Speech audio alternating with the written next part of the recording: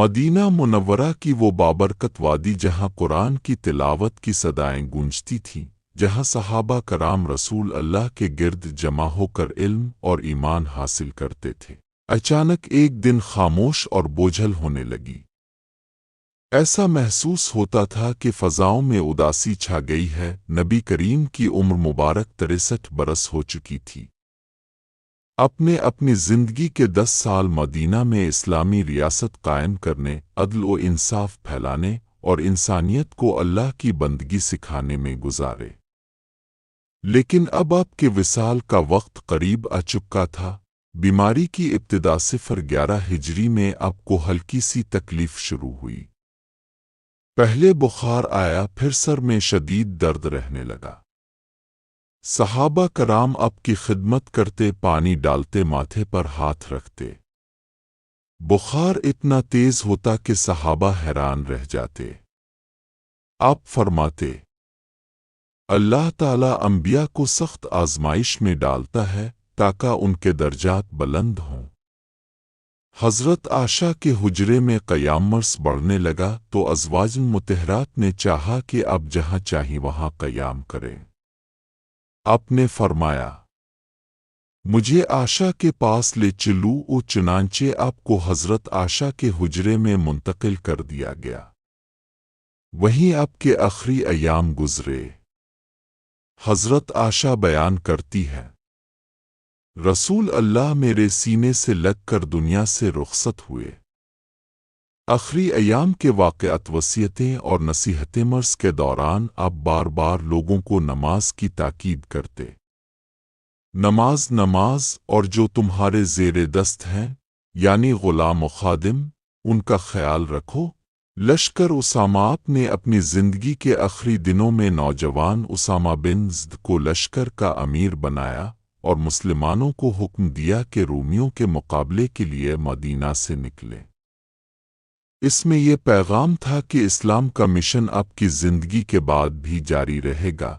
جمعہ اور ہفتہ کے دن، جمعہ کے دن اپنی بیماری کے باوجود مسجد میں تشریف لا کر خطبہ دیا۔ آپ نے فرمایا، اللہ نے ایک بندے کو اختیار دیا کہ چاہے وہ دنیا کی زندگی قبول کرے یا اللہ کے پاس چلا جائے۔ اس بندے نے اللہ کو چن لیا۔ یہ سن کر حضرت ابو بکر رو پڑے، کیونکہ وہ سمجھ گئے کہ رسول اللہ اپنی وفات کی خبر دے رہے ہیں۔ ہفتہ کے دن اپنے تھوڑی طبیعت بہتر ہونے پر نماز کے لیے نکلنے کی کوشش کی، لیکن کمزوری کی وجہ سے حضرت فضل اور حضرت علی کے سہارے چلتے۔ وفات سے ایک دن پہلے اتوار کے دن آپ کی طبیعت کچھ بہتر ہوئی۔ آپ نے پردہ ہٹایا اور مسجد میں بیٹھے صحابہ کو دیکھا۔ ان کے چہرے خوشی سے دمکنے لگے۔ آپ نے مسکرا کر دیکھا اور پردہ واپس ڈال دیا۔ یہ مسکراہٹ دراصل آخری دیدار تھا۔ وفات کا دن 12 ربیع الاول، پیر کا دن، فجر کے وقت حضرت بلال نے اذان دی۔ صحابہ صفوں میں کھڑے ہوئے۔ نبی کریم نے پردہ ہٹا کر دیکھا۔ سب کو نماز میں دیکھ کر مسکرائے، پھر پردہ گرا دیا اور آپ واپس لیٹ گئے۔ کچھ دیر بعد اپنے حضرت عائشہ کی گود میں سر رکھا۔ آپ نے مسواک طلب کی۔ حضرت عائشہ نے نرم کر کے آپ کو دی۔